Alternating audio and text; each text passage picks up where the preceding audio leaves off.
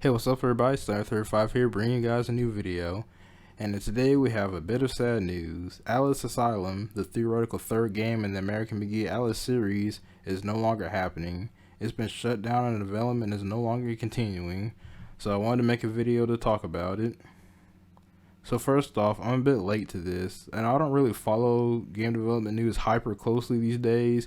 Like, I'll look over some of like the things happening in gaming to keep up somewhat with current trends and to know what's going on, but I don't scour the internet to find every bit of information on every single game that gets announced or anything like that.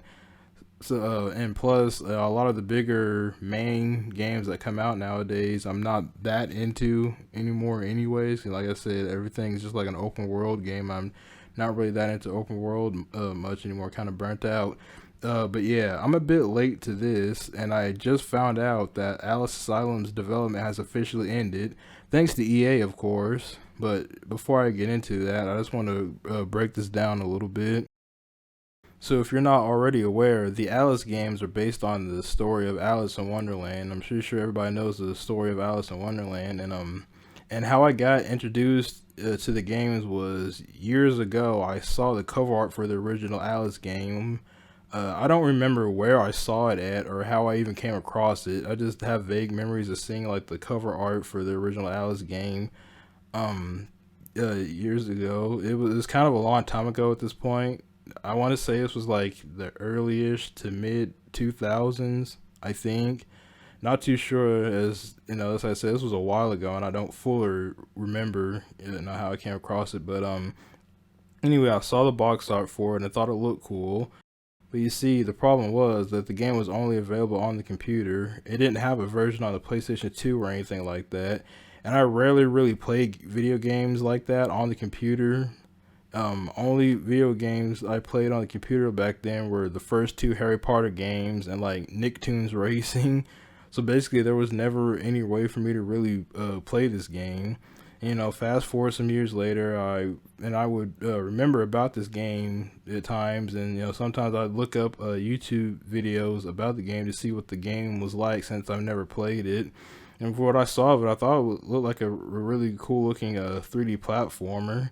And fast forward some more years later, and I find out about Alice Madness Returns, and I was saw the gameplay and trailers and stuff, and I thought this game looked really cool with the gameplay, the visual style, the art style, and its dark themes. So I really wanted to play it, and so at some point it had came out. I got it on the PS3, and I played my way through it, and I came away loving it. It's a really great and really fun to play 3D platformer. And also, as a cool bonus, when I got the game, it noticed it came with a download code for the original Alice game. So after all these years, I finally got to play the original American McGee's Alice, and that game was fun too. Pretty difficult as well. I remember some challenging moments in that game. It was really hard at some points, but overall, it was a really good game. And yeah, that's pretty much how I got into the Alice games, and I've loved them ever since. So imagine my surprise when I found out that the man himself, American McGee, was trying to create the third entry in the series. Now I've been following this on and off throughout the years, and I found out some time ago that he was putting together like a design document and stuff for it. American McGee has been going really in depth on the creation of Alice Asylum. He's done a lot of live streams talking about the game and his plans and stuff. He's shown a lot of the design document Bible, taking in a lot of fan feedback and fan suggestions towards the game. He's been very open and public about what he was wanting to do with the game.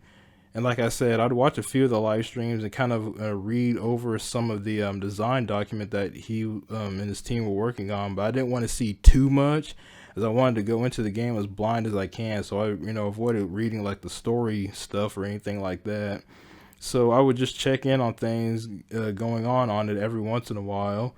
It looked like things were going pretty well with the development of the design document Bible, and he also had a lot of Patreons of people supporting the game and stuff like that.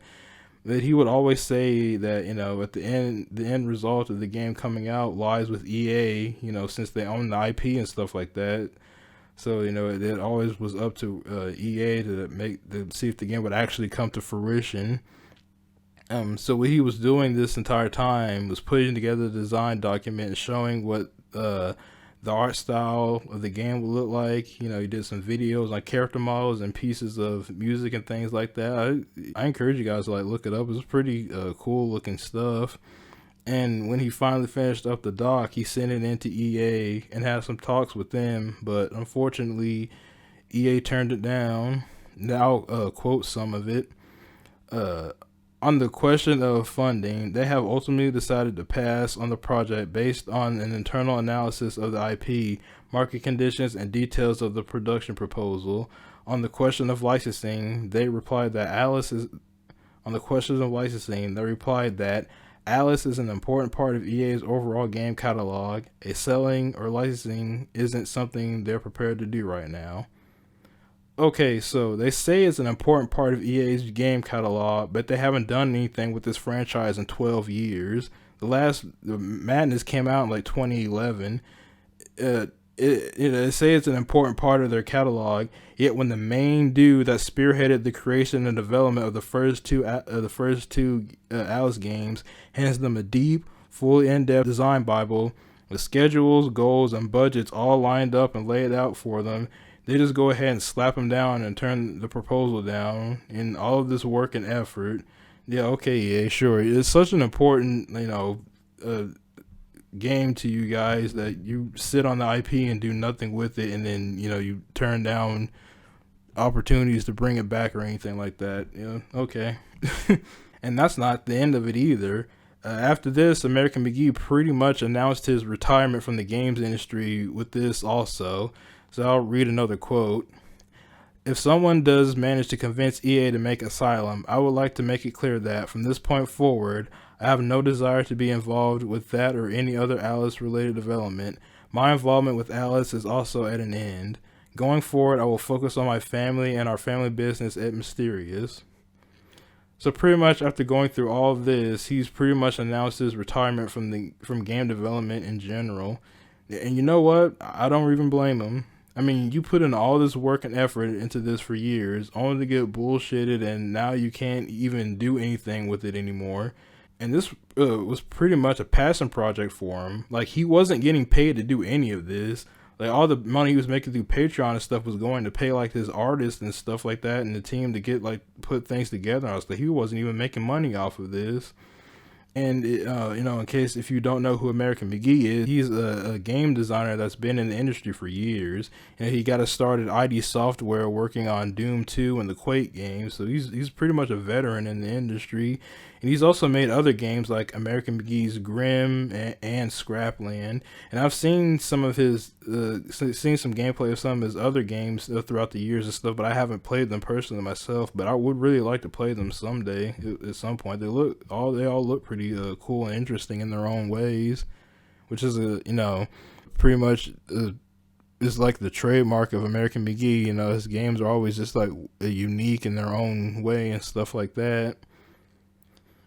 Yeah, he has really unique and creative input and ideas to his games. So to see him leave the industry really sucks because we could really use more people like him and the ideas that he has and the way he makes games and stuff like that. And this isn't even his only canceled game. Some years ago I found out about another game he was developing called American McGee's Zombie or Oz Zombie. That game looked like it would have been pretty cool. You can check that game stuff. You can check stuff about that game out if you're curious. But man, it just sucks. You have a game concept that looks like it'll be really good, has a diehard fan base that would have loved to have this game, and we're incredibly hyped for it. And yet a company just shuts it down completely without even a care. It's freaking disgusting, dude. Oh, and by the way, I'll leave a link to all of this down in the description so you guys can go down and read up on it too if you want. I'll also leave a link down to where he has his the Alice Asylum design production bible, that he was talking about. He has it where you can download it for free. I'll leave a link to that in the description. You guys can look through and read through and see how all cool of how what all could have been and stuff. I'm definitely going to try to download it myself. I've talked about Alice a little bit before on this channel in the past. I've told friends about the game too, but I'm just going to say it right here definitively. If you enjoy 3D platformers, you should definitely play Alice Madness Returns. It has fun combat with various different weapons like the Vorpal Blade, the Hobby Horse, and the T Launcher. The environments in the game are all varied and look very nice and are fun to move around and explore in. The music is very good in the game too. I like a lot of the soundtracks. I like the fact that Alice wears different dresses depending on which level she's in. That's a pretty cool detail, and her dresses all look cool and stuff. And the game's story is dark and twisted and fits the tone of the theme of the game really well, because it's more of a like darker kind of tone game, and it fits it perfectly well. It's great. The platforming is solid too. Alice has a nice triple jump that she can do, and it feels kind of floaty, but not floaty in a bad way. Like, it fits her character and play style, so it's not too much of an issue or too bad of a kind of a floaty stuff. It fits well in the style of how the game is. All the characters are great and equally as twisted as the worlds that they inhabit. Like, Madness Returns is just a really great game overall, and I highly recommend anyone that hears this to play it if you ever get a chance to. If you see this game for the Xbox 360 or the PlayStation 3, I'd highly encourage you to pick it up and play it. It's a very all-around solid and fun gaming experience you're in for if you do decide to play it. It's a very underrated game from the 7th gen. I've been saying this for years, that Madness Returns is a very underrated game. And I recently replayed through the game a couple years ago for fun, because I just had the urge to play through the game again, and I can confidently say that it still holds up very well to this day. But yeah, that's pretty much it. Just wanted to do a video discussing the cancellation of Alice Asylum and how I'm just now finding out about this and just sharing my disappointment. Sucks, man. Like, I was really hoping this would come out because, like I said, I loved Madness Returns, and I was really wanting to see what they were going to do next with it after the ending and stuff. And had this come out, I definitely would have bought it day one, to play it, support it, and all that stuff. But yeah, Step Back to Earth 5, and I'm out. Please don't forget to rate and comment and subscribe. Peace. Freaking sick of EA, man.